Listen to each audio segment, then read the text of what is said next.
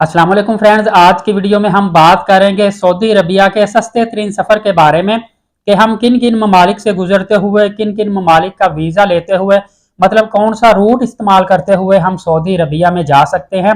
और इसमें हम डिफरेंट ज़राए का भी आपको बताएंगे कि किन किन ज़राए से आप जा सकते हैं, सस्ता तरीका कौन सा है, एक्सपेंसिव तरीका कौन सा है। तो वीडियो में मेरे साथ बने रखिएगा और वीडियो को आखिर तक देखिएगा, बहुत ज़्यादा इन्फॉर्मेटिव वीडियो है। सबसे पहले आप जान लीजिए कि पाकिस्तान से सऊदी अरबिया का फासला कितना है। अगर आप एक एस्टिमेट लगा लें कि लाहौर से मक्का पाक का फासला, तो ये तकरीबन 5150 किलोमीटर यक तरफा बनेगा। अगर दोनों साइड का देखा जाए तो 10,300 किलोमीटर का बनेगा। आप भी अपने शहर से गूगल कर सकते हैं, आपको फौरी आइडिया हो जाएगा कि आपके शहर से लेकर मक्का पाक तक का फासला या सऊदी अरबिया तक का फासला, जिस भी सिटी में आप जाना चाहते हैं, कितना बनता है। इसके बाद हम बात करेंगे सस्ते सफर की। पहले मैं आपको बताऊंगा कि जो लोग पैदल सफर करते हैं सवाब की नीयत से, काफी लोग जाते भी हैं, एक एडवेंचर भी होता है। तो पैदल सफर हम किस तरह कर सकते हैं। फिर हम बात करेंगे मोटरसाइकिल की, कार की या बस की। उसके बाद हम बात करेंगे बहरी जहाज की, मतलब शिप के जरिए से। और उसके बाद हम लास्ट में बात करेंगे जो आजकल तरीका ज्यादातर इस्तेमाल किया जा रहा है, हवाई जहाज के जरिए से। अगर आप सऊदी अरबिया का पैदल सफर करना चाहते हैं, जो कि बहुत ही कम तादाद में लोग जाते हैं, तो पैदल सफर के लिए दो रूट पाकिस्तान से बनते हैं। इस चीज को समझ लीजिएगा। सबसे जो पहला रूट बनता है वो बनता है पाकिस्तान से आप जाएंगे ईरान, ईरान से आप जाएंगे इराक, इराक से आप जाएंगे कुवैत और कुवैत से जाएंगे आप सऊदी अरबिया। एक ये रूट हो गया। अगर ये रूट सूटेबल नहीं है या यहाँ पे वीजे हासिल करने में मुश्किल पेश आती है तो सेकंड रूट आप इस्तेमाल करेंगे। सेकंड रूट में आपने सिर्फ कुवैत की जगह पे जॉर्डन मुल्क का सफर करना है, बाकी सेम रूट ही है। मतलब पाकिस्तान से आप जाएंगे ईरान, ईरान से जाएंगे इराक, इराक से आप जाएंगे उर्दन, जिसको जॉर्डन बोलते हैं, और उर्दन के बाद आप जाएंगे सऊदी अरबिया में। पहले आपने ये बात जान लेनी है कि क्या आप फिजिकली सेहतमंद है, आप रोजाना कितना चलते हैं, एक्सरसाइज कितनी करते हैं। आपने पहले अपना स्टेमिना देखना है, थोड़ा सा वाक, थोड़ा नहीं बहुत ज्यादा आपने वाक करनी है। उसके बाद जितना मैंने आपको फासला बताया है इसको डिवाइड कर लेना है डेज पे। फिर आपको पूरा प्लान पता होना चाहिए कि एक दिन के अंदर मैं इतना सफर पैदल कर सकता हूँ, फिर मैं इतनी देर के बाद स्टे किया करूंगा, इतने दिन इस कंट्री में रहूंगा। फिर आपको हर कंट्री का पता हो कि यहाँ से मैंने एंट्री लेनी है, यहाँ से मैंने एग्जिट लेना है। इसके अलावा इन ममालिक के वीजे तो आसानी से मिल जाते हैं और सस्ते मिल जाते हैं, लेकिन आपको ये जरूरी माइंड में रखना है कि आपने डबल एंट्री वीजा लेना है। सम टाइम लोग क्या करते हैं, वन साइड पैदल चले जाते हैं, वापसी पे फिर एयरलाइन टिकट करवा के आ जाते हैं। अगर आपने वापसी भी इन्हीं ममालिक से होते हुए आना है तो फिर आपको डबल एंट्री वीजा लगवाने पड़ेंगे, अदरवाइज जरूरत नहीं है, आप सिंगल एंट्री वीजा लेते हुए ही जा सकते हैं। लेकिन इस चीज का आपने ख्याल रखना है, अगर एक मुल्क का आपने वीजा 20 दिन का ले लिया तो वो कंट्री क्रॉस करते ही आपको 25 से 30 दिन लग गए, तो वो 20 दिन का वीजा आपका किसी काम का नहीं, वो तो वीजा फिर आपका एक्सपायर हो जाएगा।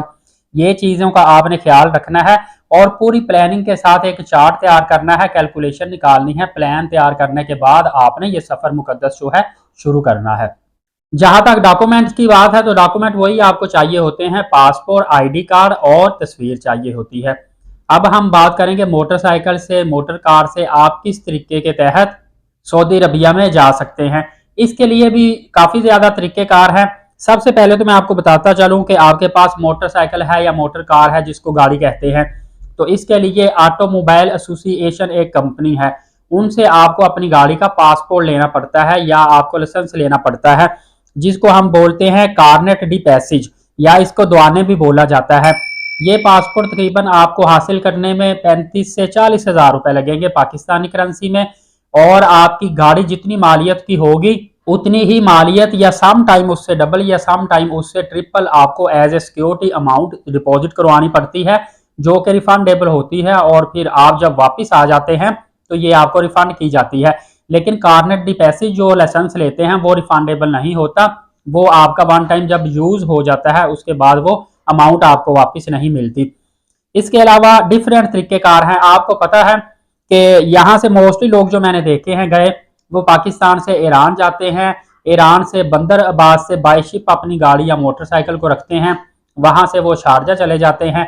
शारजा से आपको पता है बसें भी चलती है। यहाँ पे आपको बताता चलूं, पाकिस्तान से बस का रूट कोई भी नहीं है, मतलब कि बसें नहीं चलती, ना ऐसा कोई सिस्टम है। लेकिन शारजा से बसें चलती है। मस्जिद आई थिंक सलाहुद्दीन मस्जिद है, वो एयरपोर्ट के पास है, या मेरे ख्याल से मैं नाम भूल रहा हूँ मस्जिद का।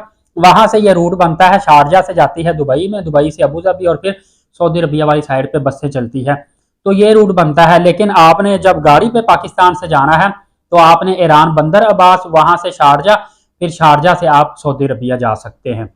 अब हम बात करेंगे बहरी जहाज के जरिए सफर की। जहां तक बहरी जहाज के जरिए सफर है, आपको पता है कि कराची से एक वक्त था कि बहरी जहाज पे सस्ता तरीन सफर होता था।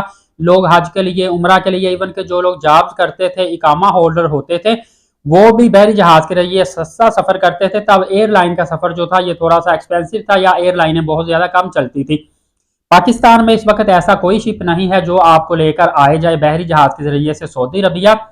अलबत्ता हो सकता है इस पर गौर किया जाए और काफी ज्यादा सस्ता सफर ये कर दिया जाए, आसान बना दिया जाए। अभी फिलहाल बांग्लादेश वालों ने 2024 में हज के लिए 2 से 3 शिप परचेज किए हैं, और सिर्फ 5 लाख के अंदर उन्होंने हज का ऐलान किया है। 5 लाख रुपए में आप बांग्लादेश से हज के लिए बाय शिप आप जा सकते हैं।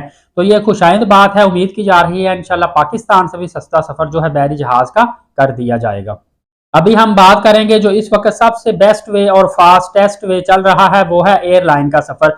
अगर आप 1.5 से 2 माह पहले एयरलाइन की टिकट करवा लेते हैं तो सिर्फ 1,05,000 रुपए के अंदर अंदर आपको डायरेक्ट फ्लाइट के साथ राउंड ट्रिप जो होती है आने जाने का एयरलाइन का टिकट मिल जाता है, और आप सऊदी अरबिया में आ जा सकते हैं।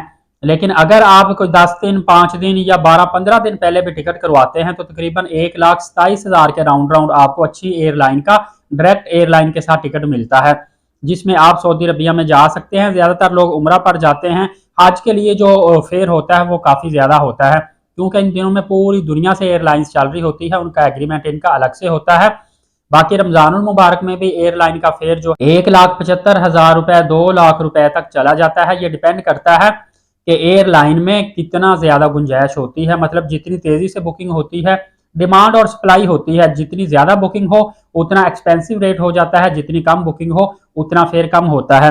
इसी तरह जितनी आप जल्दी बुकिंग करवाएंगे, मतलब कि शॉर्ट टाइम में बुकिंग करवाएंगे तो एक्सपेंसिव पड़ेगी, और अगर आप लॉन्ग टाइम में, मतलब आपने आज टिकट बुक करवा दिया और ट्रेवल आपने कोई 2 माह के बाद करना है, तो वो आपको फेयर काफी ज्यादा कम पड़ता है। काफी ज्यादा वेबसाइट ऐसी हैं, मैं मोस्टली स्काई स्कैनर इनकी जो ऐप है, पोर्टल है, वहां से मैं चेक करता हूँ, फिल्टर कर लेता होता हूँ। वहां पे चीपेस्ट फ्लाइट भी मिल जाती है आपको, फास्ट फ्लाइट भी मिल जाती है, कंपैरेटिव फ्लाइट भी मिल जाती है। हर तरह से इनको आप कंपेयर कर सकते हैं, और इसमें काफी ज्यादा आपको आसानी भी रहती है। या फिर दूसरा यही तरीकेकार मैं बता सकता हूँ, मोस्टली लोग जिन्होंने खासकर यूरोप का या अमेरिका कनाडा का टूर करना होता है, यहाँ से वो सस्ती तरीन वन साइड की टिकट करवाते हैं दुबई की। दुबई जाकर वहां से विज एयरलाइन करवा लेते हैं। विज एयरलाइन दुनिया की सस्ती तरीन एयरलाइन है, वहां से फिर आगे अपना रूट लेते हैं, तो वो इनको काफी ज्यादा सस्ता पड़ता है। कमेंट्स में मुझे लाजमी आप बताइएगा कि आपको कौन सा तरीका पसंद है सऊदी अरबिया जाने के लिए, और आपको विज एयरलाइन की सर्विस कैसी लगती है। आखिर पे एक नेक पैगाम है कि नबी पाक सल्लल्लाहु अलैहि वसल्लम पर रोजाना कसरत से दुरूद पाक भेजा करें और नमाज कायम करें। लीड साकिब यूट्यूब चैनल के साथ इजाजत दीजिए। अपना बहुत सारा ख्याल रखिएगा। बहुत शुक्रिया। अल्लाह हाफिज।